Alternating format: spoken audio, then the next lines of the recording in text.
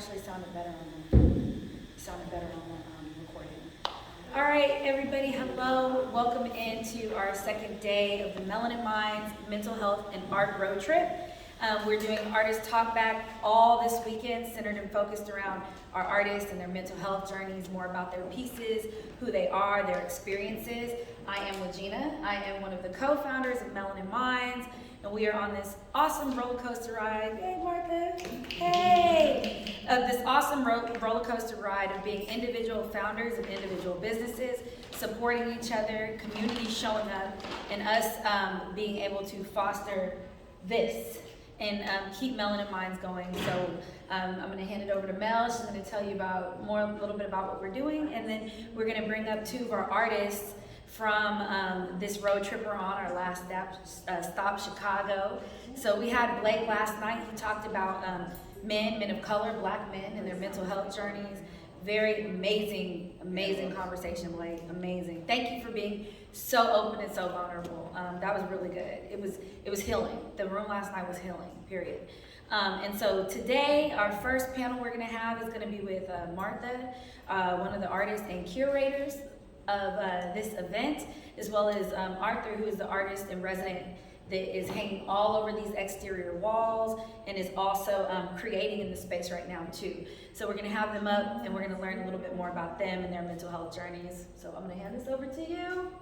Yes. So I am Mel. I am the other half of Melanin Minds. But yes, we are on our road trip.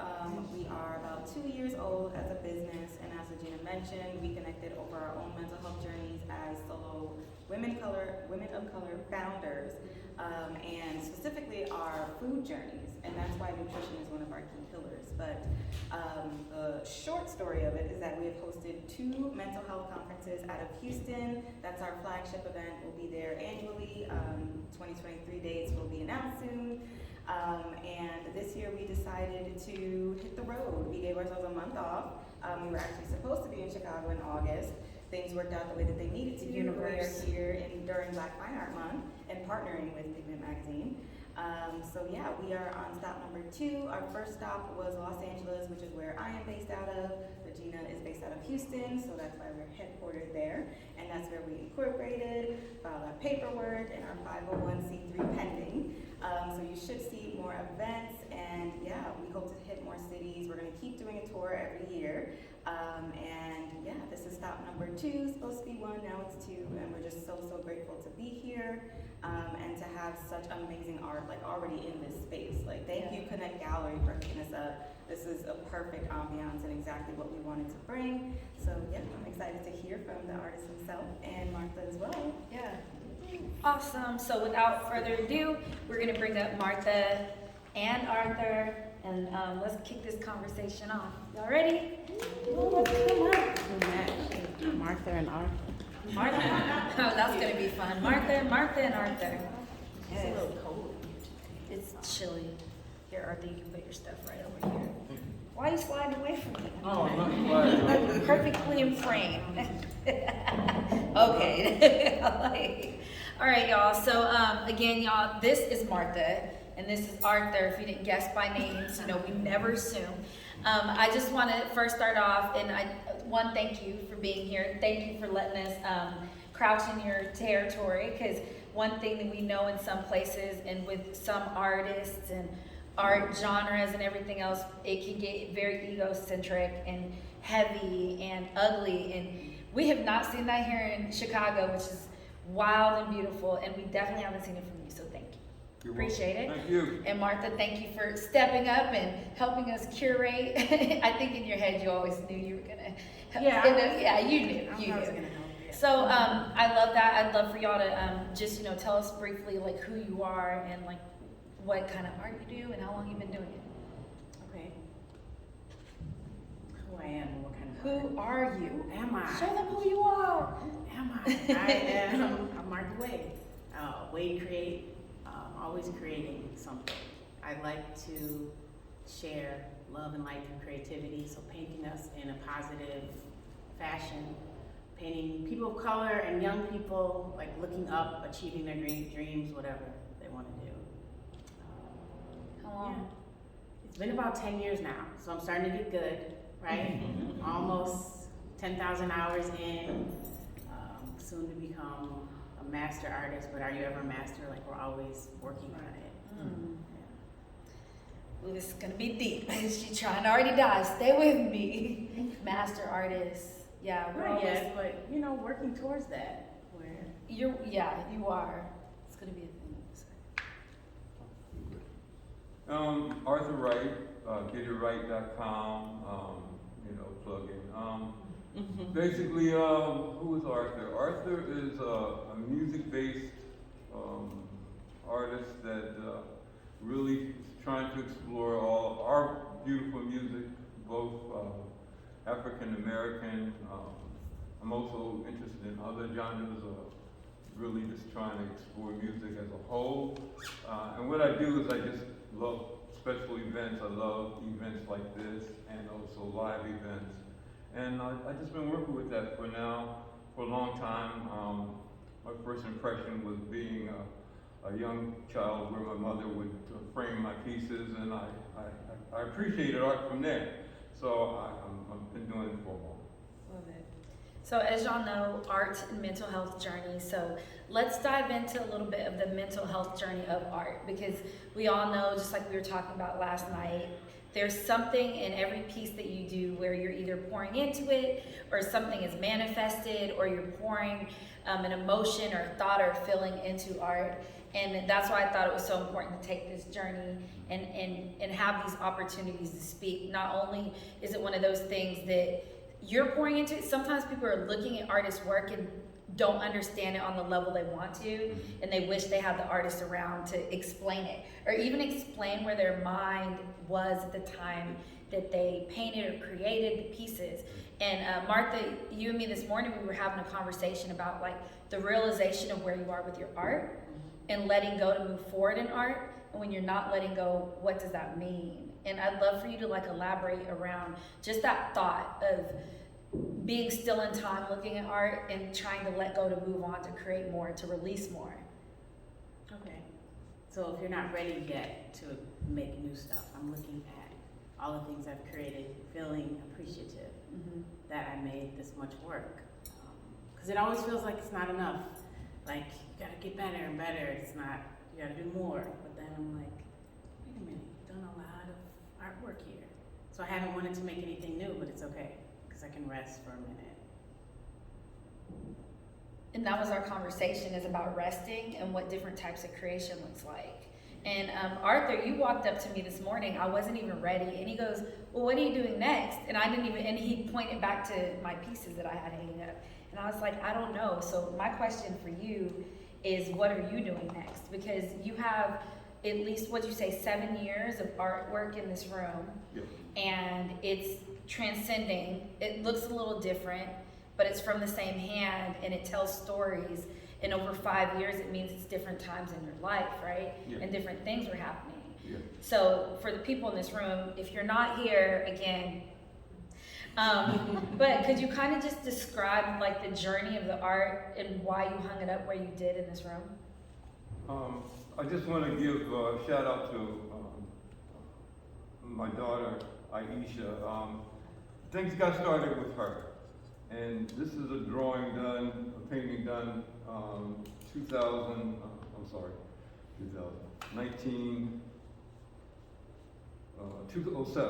So she was 7 years old.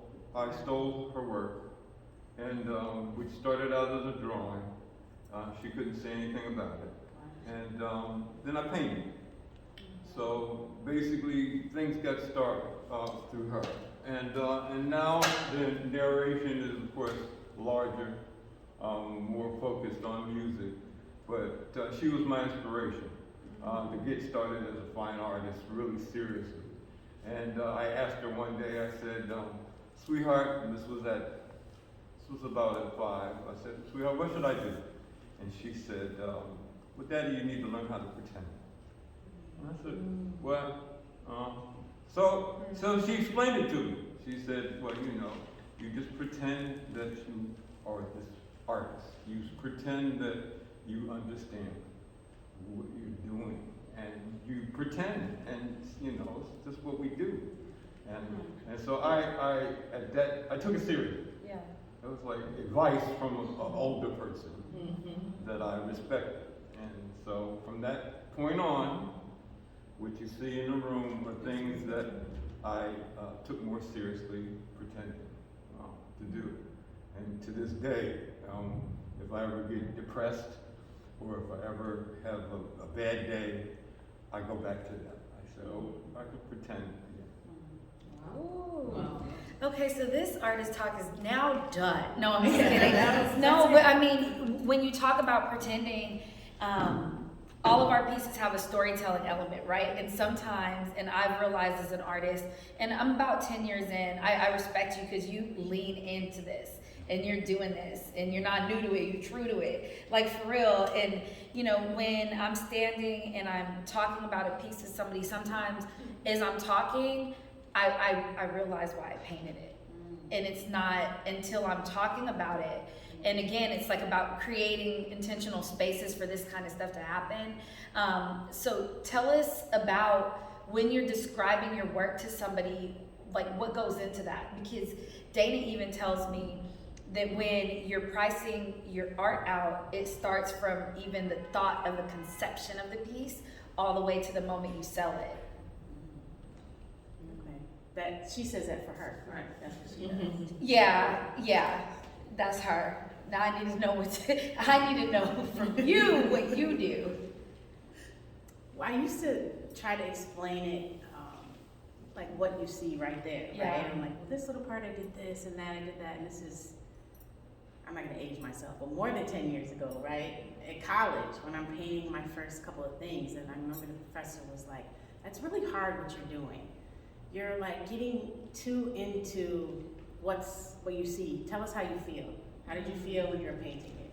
And then I have to be more vulnerable and open, but it becomes easier where it's like, okay, this is where I was, and that's what came out of me. This is what I saw in my head, how I was feeling, how can we visualize that? In terms of pricing? Yeah, go for it. Pricing. Well, you know, okay, so we did have this conversation, and I think it's an ongoing conversation with artists about pricing, right? Because there's the mental dexterity of painting, and it's a very interesting process. Like the feelings that you feel, like sometimes I go into a trance and I stop and I look and I'm like, oh, that's interesting. Don't know what that's about. And then I have to spend 4 or 5 days looking at it to figure out why I painted that, and then find another way to get into a trance about it, right? And then you were saying when they speak to you about it. And then when they speak Other to you things about it, come out about it, Yeah. and you realize, oh, that's why I painted it, for this moment. Right. And you're seeing what you're seeing. and then like y'all are traveling. I just started traveling with my art, and I think as soon as I started traveling, I was playing around, but I had to pay $75 for the box to get the stuff here to LA the first time. And I was like, $75, and I was talking to she wasn't a flight attendant, the people, and that check you in, and I was playing around, and I go, well, the price just went up. And then I was like, oh, and it wasn't shade, but I'm like, no, for real, because now my art is costing me money to travel. And so when you're talking about pricing, because this is a part of like mental health when we're doing this stuff, being an artist is high risk, and the reward can be high for somebody else that buys your piece, but it has to be high for you. So you have to put your prices at a point where it is feasible to be an artist, right? And so how mentally do you get somebody to understand that? Just, you have to believe it. Right. With confidence, where it's like, I want $8,000 for that, and I know that it's worth it, so I'll wait until I find someone who it speaks to enough to want to pay my price.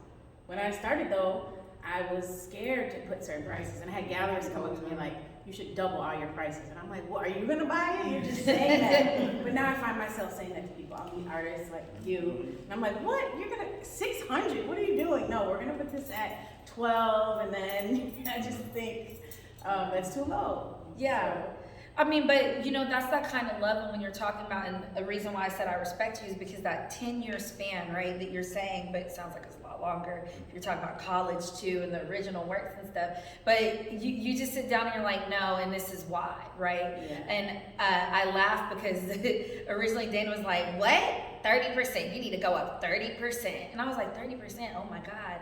And I did it, and like ever since then, I think anytime I have a show, I go up in price because I'm understanding how much work I did to get the one piece. Yeah. Even down to those hooks that we were working with, it's like my finger hurts because I put all the hooks in the walls and Yes. We were like, Blake, it was like it was a team activity.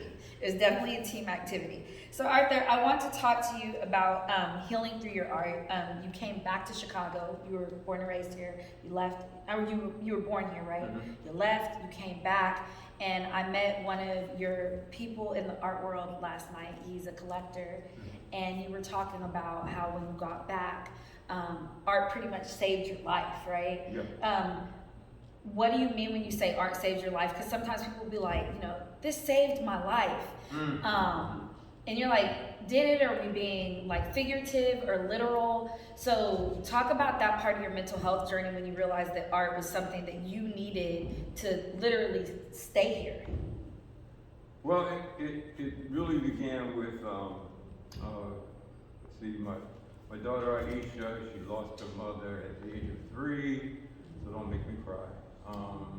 Because it was a really unthought of thing for that to happen. So mentally, I went down. I went down for my daughter, I went down for me, and everybody who loved her. So I went to a psychiatrist and I said, okay, help me out. Let me explain to you what happened. And they said, okay, here's some drugs and some medication that was going to get you out, bring you back. Now, on the side note is, on commercials, they always say, well, if you start thinking suicide, maybe you should stop taking it. That kind of thing. All the things at the end. All the things at the end of the itching, burning. Yes, that, yeah. So that was happening. And so I'm like, oh my gosh, I don't even feel like being here anymore. And so that led to me praying, asking, searching, and it ended up getting me finding an African American therapist, art therapist. Wow. And that was Mark Livingston and the gentleman you met last night, Dan Parker. They were partners. So they introduced me through what we have here is I guess you could say a group of artists that we talk and we keep conversations going. And Diaspora Rhythms is the name of the organization. Diaspora Rhythms is a group of collectors and artists who congregate, talk, discuss. So met Mark Livingston. Mark Livingston said, okay, man, you need to start expressing through your art your feelings. You need the good, the bad, the ugly. And I did that. Yeah. And slowly but surely, I noticed the turn mentally. Yeah. It was a mental, because I could see visually what I was going through. The images were just, horrifying. Yeah. But what he wanted me to do was get it from out of my mind onto a piece of paper. Whether you're writing it, whether you're drawing it. Yes. And that worked. Yeah. My moment with that in art therapy, where it started the hashtag, art is my therapy, was so my dad passed in 2018, and in that same year, I did an entire art series, and I launched my brand, and it was really interesting because the whole year was a fog, and I get to the end, and tons of people came to my art show and brand launch, and I had wine and all these things here. And the name of the art series was Birthright, and it was my blood, my skin, my royalty.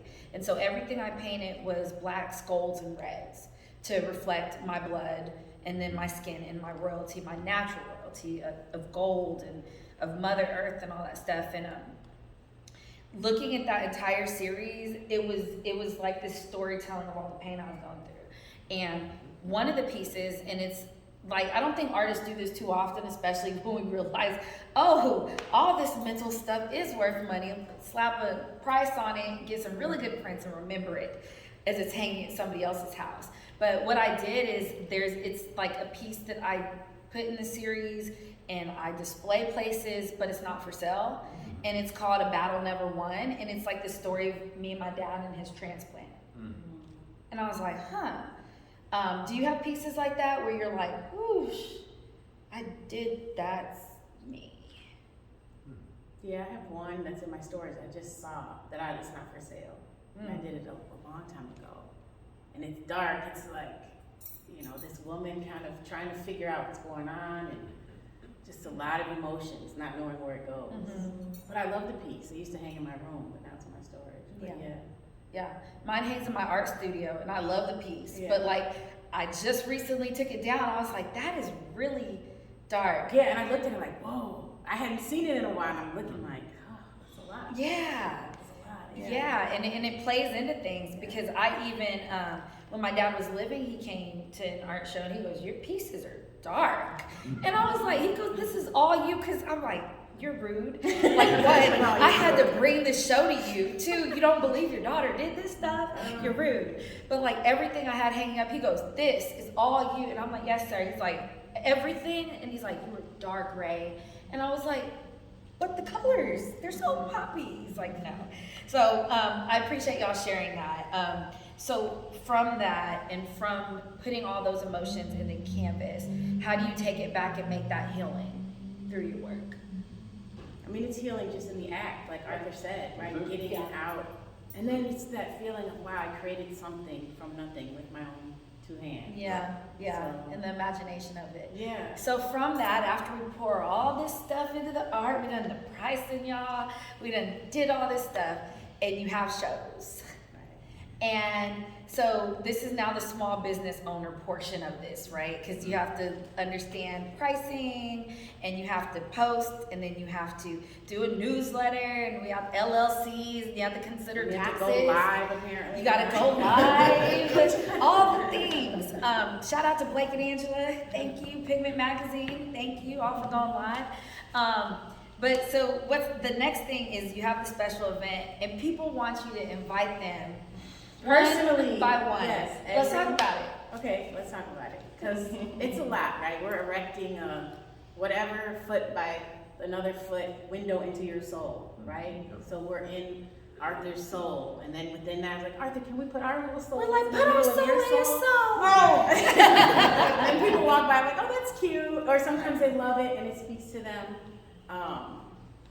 But then, now I lost the original question. No, your friends and the individual text. No, you're accurate. It's not a tangent. So I'm doing all that, but I have to remember, okay, send the email, post it on Facebook, post it on Instagram. Now TikTok, I'm such a late adapter. I'm trying to do some TikToks because it's fun. But everyone, they don't care. But you subscribe to my email list. But you also shared my post. And did you read it? You want me to also text you. So now I'm gonna text 200 people. Why did I get the email list going? Why are you following me on social media? Why you're not can't you just look at that and then know what I'm doing and come? Right. No, my own sister. I'm like, Liz, you shared it. You're asking me questions that were on the post that you shared. I'm so confused. But I'm like, help me understand. Tell me a little more about this. No, they want their own personal with their name. Right? I was about to say the inviting name. them. You can't do the cut and paste because then they're like, oh, is this a group one you sent out? And you're like, yes. They want to know that you want them there. And I'm going to work on that. Yeah. I'm going to work on that not the day of or the day before. Hey, Glenn. Hey, y'all. So, okay, so right now, like, I want to open up the floor because we're having this conversation pretty much about, like, the process of being an artist and going through the process of understanding your value and making this balance between mental health and understanding how talented you are through your work. And then once you put something together, because most of the time, most artists, you're either curating or co-curating or giving your vision to try to have somebody understand what you're doing to execute what you want to see done. So I'd love any questions or thoughts or feedback. If you're one of those people that love individual invites, I'm guilty. And I thought the hack was, same thing, put the name in front, but then somebody called me out for a cut and paste, and I was like, seriously? So anybody, yeah, go for it. Well, first, my name is Josiah. I'm actually from Chicago. What up? Thank you all for coming and hosting this space in our city. Thank you. And you know, it's always love with us. But thinking about what you all were saying, like hearing both of you all's stories and your story as well. Like I know for me, I'm like in that phase of like I know I'm an artist, but I'm trying to take the next step and figure out, okay, is it going to be art through music? Is it going to be art through like paintings? Is it going to be art? How am I going to use, like, what's going to be my campus? So I know for me, when I was growing up, it was like sports was my campus. So I went through unfortunately my father passed when I was 2. So it's been since I was that young that I had to kind of figure out everything. And it's been an ongoing process because if everybody, like, I think everybody knows, like, healing is one of those, you're good and then you're not good type of situations. Right.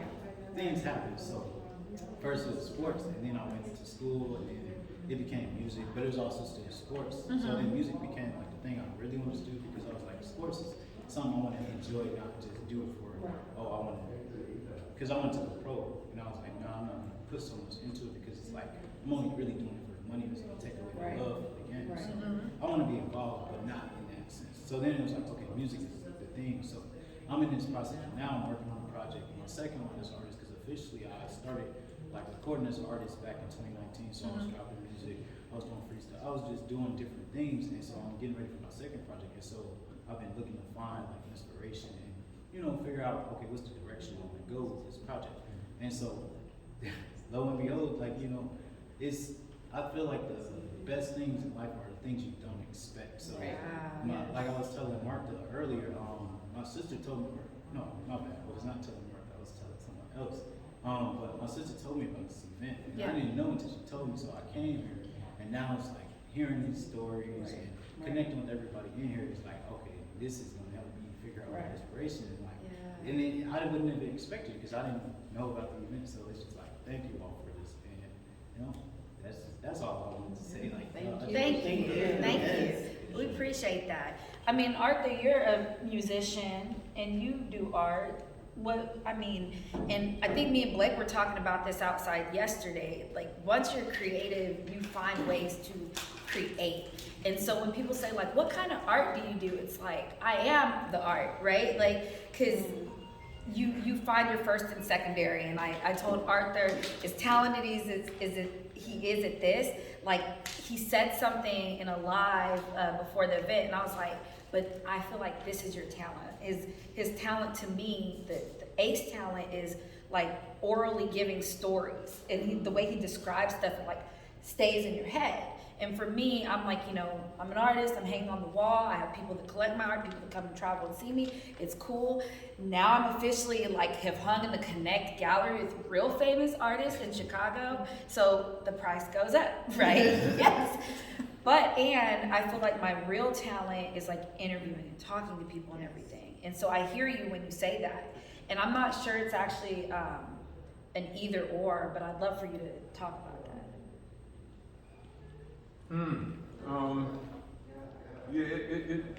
It's about relationships. Okay, it comes down to relationships with family, friends. They're key. It comes up to getting creative criticism from those people. It comes from again you sharing your story. However, you decided, no matter how glorious or depressing it was, just being able to take bits and pieces, you woke me up at 5 o'clock this morning. We weren't together. Let me get it straight, okay? All right, baby. Get it straight. I was like, I did. You got me. You rolled me out of the bed, metaphorically. Yeah. And it was like, wow, what am I going to say? How personal am I going to be? All right. How what truths? Yeah. What truths, and then what am I going to lie about? And so I just realized just from that it was about relationships. Yeah. It's about making contact figuring out what your strong points are. Yeah. And then taking those strong points and finding hopefully the person that you connect with that has their strong point.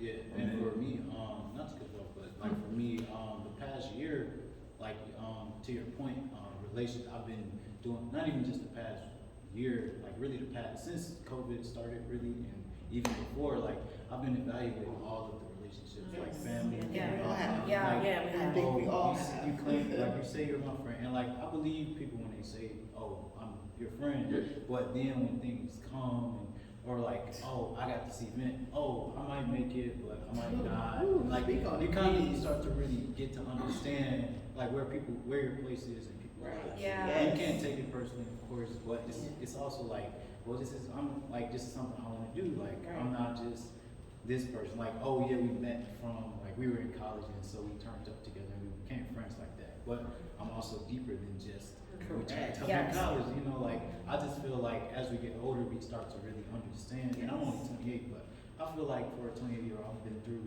some things, like, and I feel like I have, like I've grown through everything. And so I just feel like in order to continue growing, I want to be around people that support me unconditionally, that don't only look at me as like, oh, we're friends when you can benefit me. Yes. When I can benefit you, like I want it to be just like really nuanced and balanced. Yeah. With Yes. everything, because you can't have too much of anything.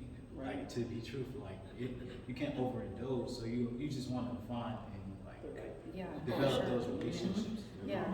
I mean, there's something to be said about wayward friends, right? And there's also something to be said about something I really believe in is people are put in your path for reasons, and there's very few people that will be forever like aligned with you along the way. And I mean, it's usually your mom and daddy, right? And if you're really lucky, you're close to your sisters and brothers and extended family like that. But I stopped taking offense to that because we were just talking about this age versus life experience, and it's really age is just a reference point to the things that you may know that somebody else may not know, but the life experience can come at any age. My nephew's 7 and he has more life experience than some people that are 50 because of the amount of loss he's created in a 7-year-old's brain and the way he processes it.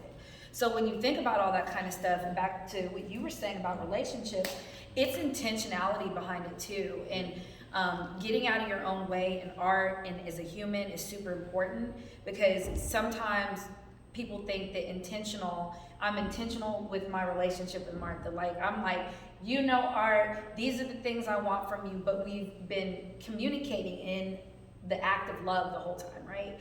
Versus me thinking that it's me using her for something, right? Like, because it's a mutual beneficial thing. So the relationships and the intentionality behind it is like super important. But it doesn't feel transactional. It doesn't feel transactional. That can happen. It doesn't feel Right. that way. Right. Yeah, I think that's the important part, is like the intentionality isn't transactional. Like you coming here, you gave me something. You talked Whole about bunch. losing your dad at 2. I lost mine at 42, and I'm thinking, but just appreciating all that time I did have. Mm. So Yeah. It put me in perspective. yeah. Yeah. My last question before we hop away and keep enjoying this lovely day in Chicago at a crisp temperature. Almost temperature. Almost. I have mine off and it will be right back on out when it's a musical break, kids. But the last thing I want to know, and again, thank you for sharing, what determines when you create?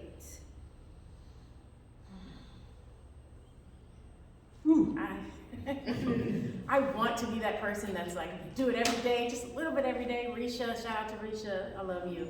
Her creative process, how she'll just, even if she puts one piece of paper, she's a collage artist, she'll try to do every day. I don't create like that. I have to feel like it. You know, I want to feel like in a positive space. I want to feel like, all right, I have some time to sit there and create, or I work well under pressure. If there's a show or a deadline, I'm gonna It's the goals. yeah, work well under pressure. I put it like that. I don't procrastinate. Same.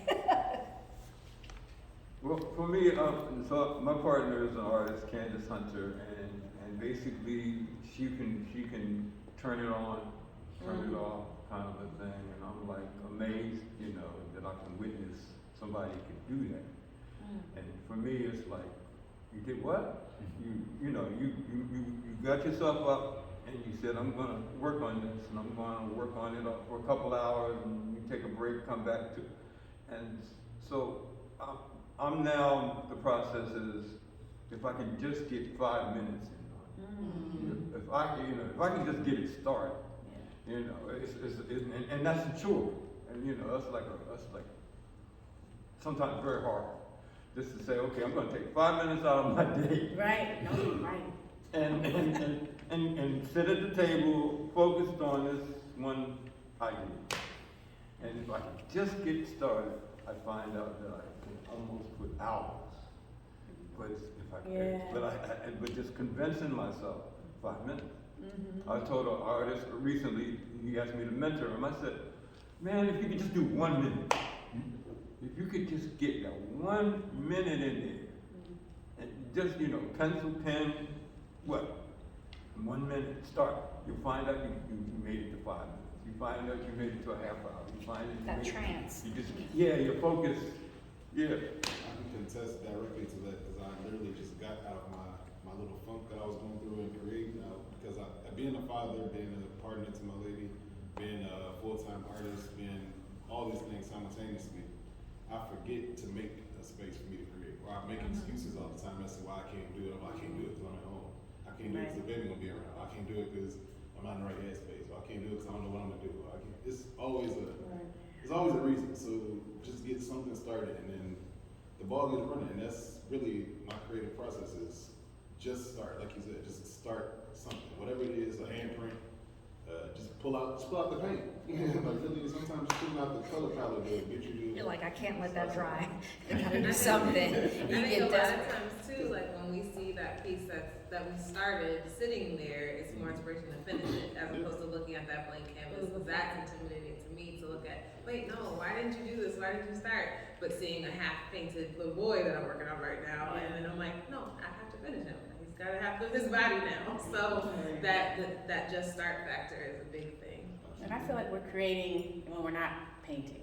Like we talked about Yeah, this, right? yeah. I'm resting, but I'm still always in my head. And I'm taking notes. I got like 40 to 400, like, all right, we'll do this, I'll do that. There's And so that's many part here of it. too. Yeah, part of the process. Yeah, so I'm one of those people that conversations spark my creative process. So Yeah. I'm really just in my head the whole time. Sometimes all you gotta do is say something to me because I will just be quiet. I will just shut up and be to myself for a whole day. And then when somebody just says, hey, so what do you feel about this? Oh, actually. And it's because you've been thinking about it. You've been cooking.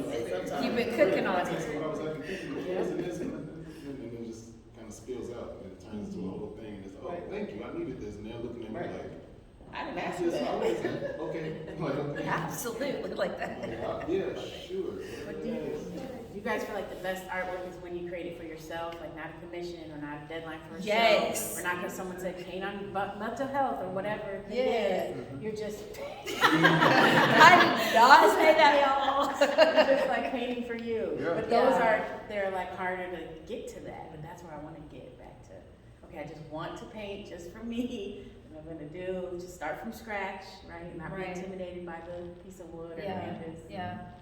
So you saying that takes me all the way back to when I started on canvas and figuring out like paints, because before I would do pourings and firings and all that kind of stuff, and I created a little bit digitally, but when I got really into canvas, and I found out for the first time that I was good or decent or look like an artist, because people were like, oh, you should have an art show. And the first thing I said, not knowing anything about how deep this gets, is that I didn't want to create for other people to see because I didn't want to take away from the therapy of my art.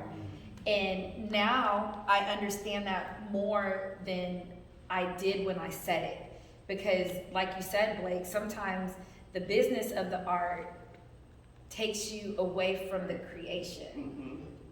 So I don't want to believe that, but maybe that's true. I enjoy the business side sometimes. Yeah. I do. And like meeting people and even like the art admin and curating, like I like that. I like that stuff. What the hard part for me, I'm like, look at my art. Like, don't look at me. Like, why do we, you know what I mean? Like, they want to talk to me. You said you are the art. And so embracing that part of like, okay, they want me too. Yeah. You know, I'm just like, just look at the Yeah. art. I don't want to be famous. Like, just buy that or look at that to tell the story. But now I have to also give more to it. Yeah. Yeah. It's about the conscious consuming too. It's more prevalent than ever.